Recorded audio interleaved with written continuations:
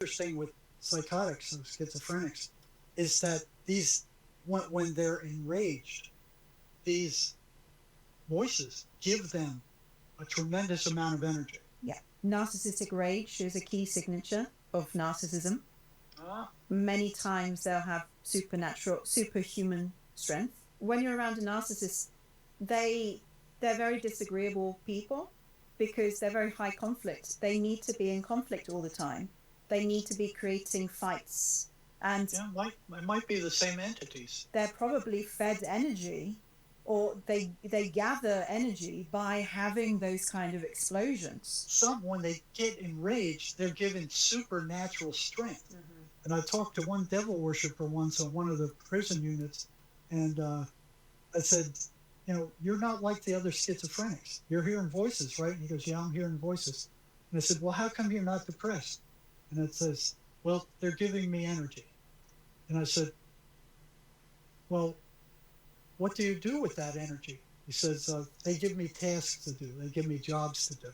And I didn't want to go into it. This guy was spooking me out anyway. He said, they give me energy to do things. And he was psychic. He said, I can visit certain cells in this other prison 100 miles away. He said, I can psychically travel there and communicate with the prisoners in those cells. Yeah. Many narcissists have occult knowledge. And I'm talking again malignant narcissists, because we're going down the more extreme end of the spectrum that I believe have these entity attachments, even possessions. And the occult knowledge has never been studied by the actual person. And yet they have knowledge of things, and many of them are using I'm not going to say sort of, they are using dark witchcraft.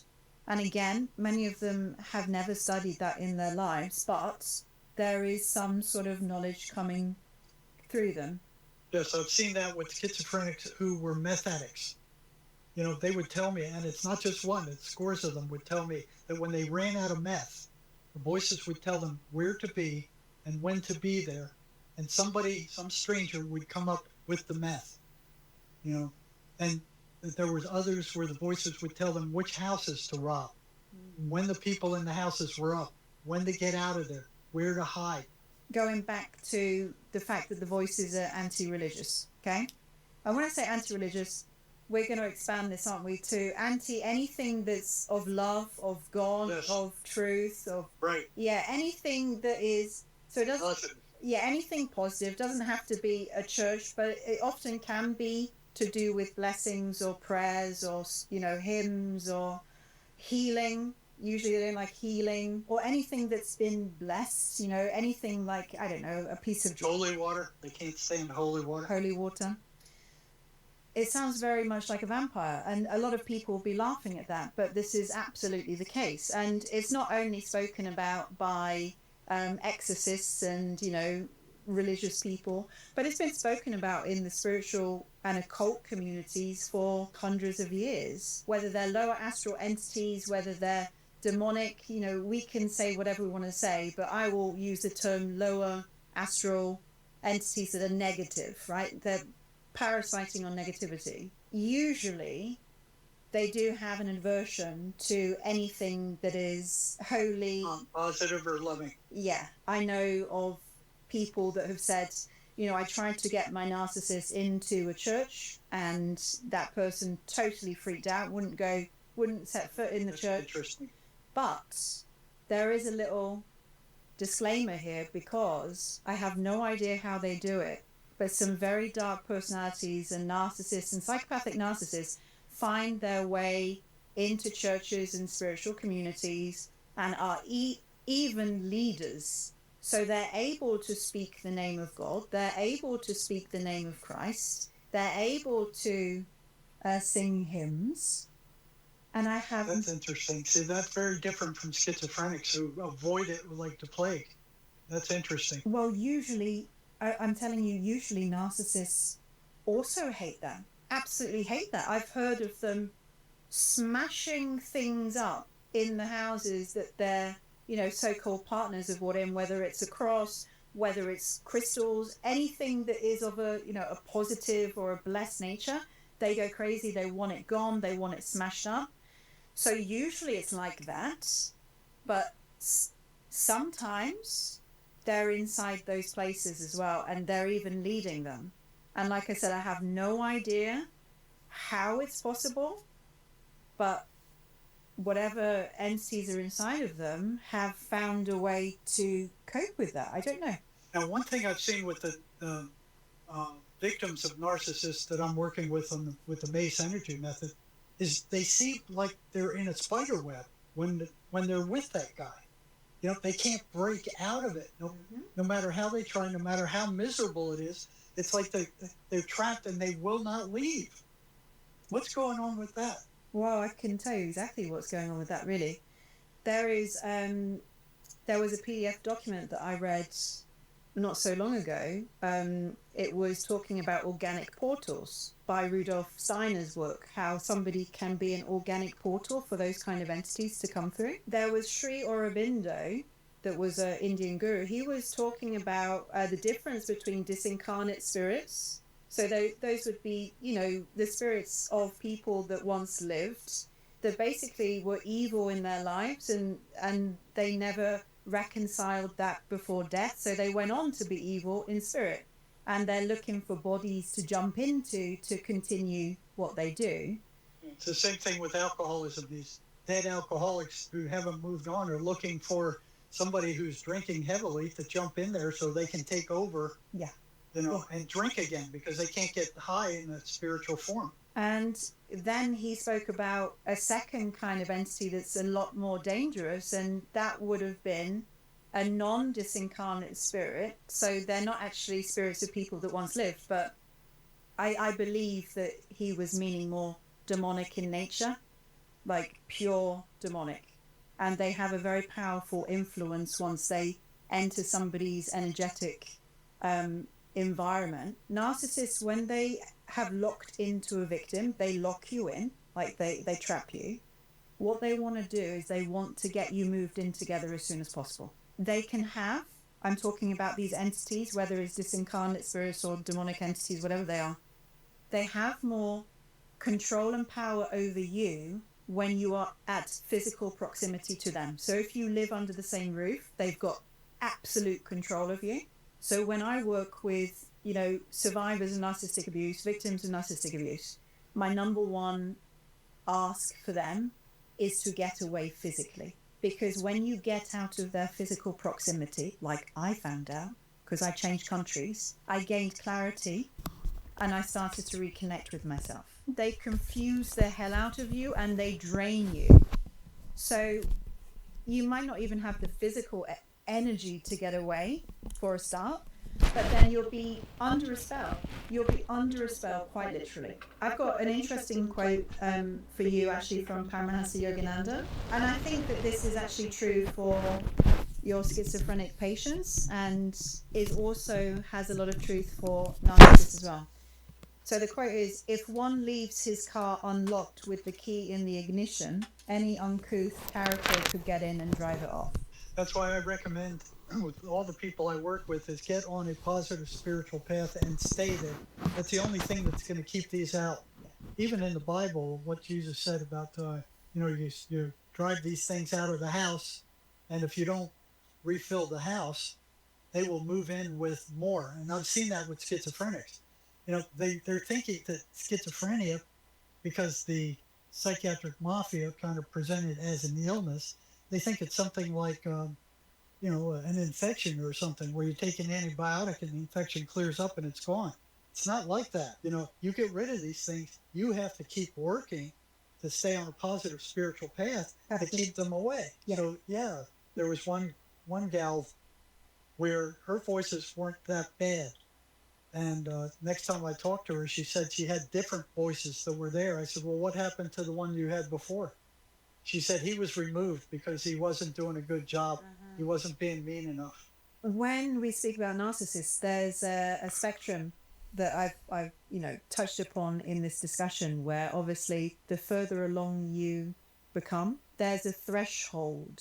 If you cross that threshold into the darkness, you're not going to come back. The same way with schizophrenia. They want you to cross that threshold and stay insane. the co-author of my book. You want to find out how we came to this conclusion? Yeah. Sherry Sweeney was hearing voices when she was a young woman. She said they were telling her, just let go, let us take control. You'll be hospitalized. You won't have to worry about anything. They'll feed you. They'll give you medicine.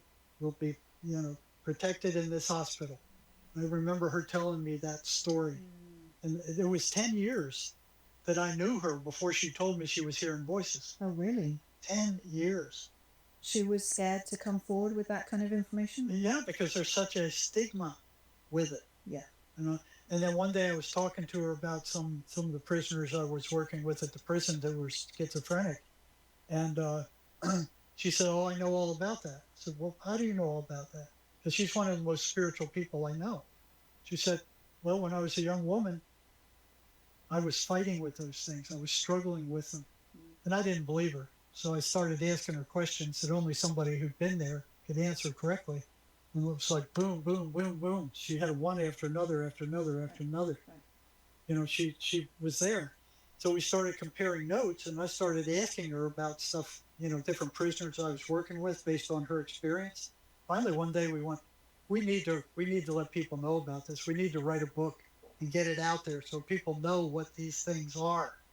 So I wanted to ask you, once they know that the voices aren't them, or even before, do they want to get better? I think most of them do, but it takes a lot of effort. Of course. It's not easy. Yeah.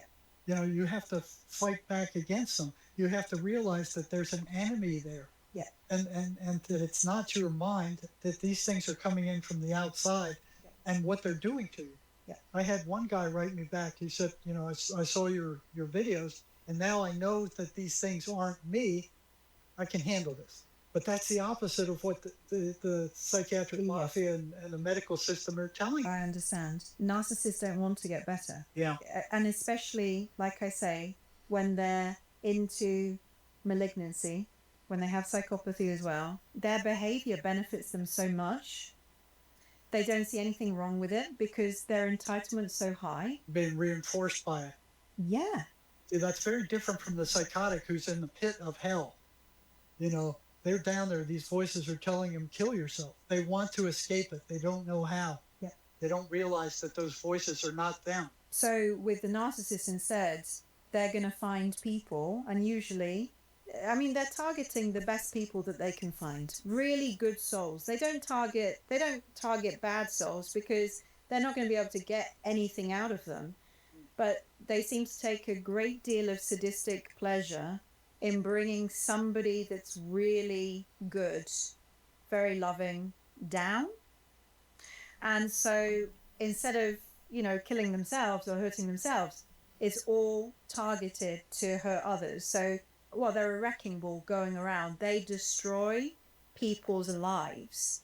And because they're cloaked and they wear such an amazing mask, 95% of the people that interact with them probably don't know. Is there any way to tell from the beginning? Is there any clues that somebody could tell that, well, this person's a narcissist before they get involved with them? There are so many red flags that we will receive, and you know how we feel it. We feel it through that divine connection, through our intuition. So pay attention to your gut feeling. It's the gut feeling, yeah. Until this is taught, like at an educational level, probably exactly the same as you would like this information taught to people about schizophrenia, we need to rewrite a lot of stuff, especially our education system, so people know good and evil exists in the world. And the churches are at fault for this too. Yeah. They don't want to bring this stuff up. Well, Jesus, 23 times in the Bible cast out these evil spirits? Yeah. That should have at least woken them up to the presence of these things. But they don't want to deal with it. You don't find churches teaching about how demons operate. Emanuel Swedenborg talks about the dark side. He talks about these spirits. He lived in the 1700s, it was 300 years ago. He wrote a book called Heaven and Hell, which is one of the first things that woke me up to them. Because there was a clinical psychologist in Northern California who wrote a book of The Presence of Other Worlds. And I read that and I went, well, that's interesting. And then I saw that these voices that the schizophrenics were hearing were exactly what Swedenborg was describing in his book Heaven and Hell. Wow. Van Dusen was trying to make friends with them. He was trying to learn from making friends with them. And he didn't get a whole lot of knowledge that way. I knew they were enemies. I knew they were evil from the start. So I was, from the very start, trying to destroy them or get people free from them. A lot more information came out that way. When you try to destroy them, they react. They want to survive. A lot more information shows up. One of his psychotics, he gave the voices an MMPI, which is like the gold standard of psychology tests. And he said, I'm going to give the patient, and he tells the patient, I'm going to give you this test. I'm going to give your voices this test. And he also gave them a Rorschach. He wanted the voices to take the test separate from the patient. And he said the results showed that the voices were much more psychotic than the patient was. I found that interesting. Wow. The most dangerous time in a survivor's life is when they leave. Is when you attempt to leave. Because just like what you were saying, you're threatening them. You're threatening their power and control, and they're not going to be able to do to you what they've been getting away with. And that's when it becomes really dangerous. When you threaten them directly, when you threaten their survival, that's when they're unleashed upon you. That makes sense. Yeah. That's important for people to know that. When I had that experience that left me shell-shocked and on the bed and staring at the walls, the reason it was like that is because I got the information that there were definitely entities present inside the narcissist, and that I was in a spiritual battle for survival, and it'd been spiritual warfare the entire time. And then I realized just how hard it was for me to leave. It made sense. Wow, that's why it was so difficult for you to get out, because it wasn't just, you weren't just facing a human. You were facing, I don't know, a whole army, a whole legion of these things. When I left, the reason that I was so shell-shocked, and I'm sure it's the same for you, I want to ask you about this, is because my mind was trying to process so much stuff. And the biggest issue that I had was I'd always rejected the existence of the devil and demons. And I kind of lumped that into, oh no, that's just religion. That's just like religious talk. It doesn't exist. Yeah. Yeah, I believe in God and I believe in angels and the heavenly realms, but I do not want to believe, I don't even want to think that Satan exists. I was in the same place, and I was shell-shocked like you were. I closed my office and then just stared out the window the whole rest of the day. I was completely shell-shocked after those experiences with some of those guys. It was a wake-up call. It was like, they are real. They are there. And it was like, I didn't want to believe that. And once you see it, you can't unsee it. Exactly. You can't go back to the naive way you were prior. I mean, once you see it, you can't unsee it. There's a lot of people in the narcissistic abuse recovery space that literally, they worship the DSM. They will look to it like, oh my gosh, everything doctors say and psychologists say is absolute truth. That DSM is a crock of crap. It was made up by psychiatrists. It's this panel of like 13 psychiatrists that meet every couple of years to make up psychological illnesses. There is not a single objective test for any one of those almost 300 illnesses in that DSM. They made them all up, and it looks very scientific. You open it up, and here's all these categories and subcategories and these big detailed descriptions, and it looks very official, but it's a crock of crap.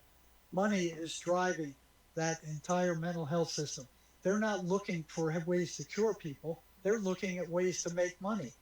And psychiatry is one of the easiest ways to do that. You got these people stacked up, waiting to get into the psychiatrist's office to be prescribed some kind of medicine so they don't have to really work on themselves. Yeah. Well, I'm really happy to share your story on my channel, because then we can help you to get your message out to more people so they can hear about this, because it's very important to know.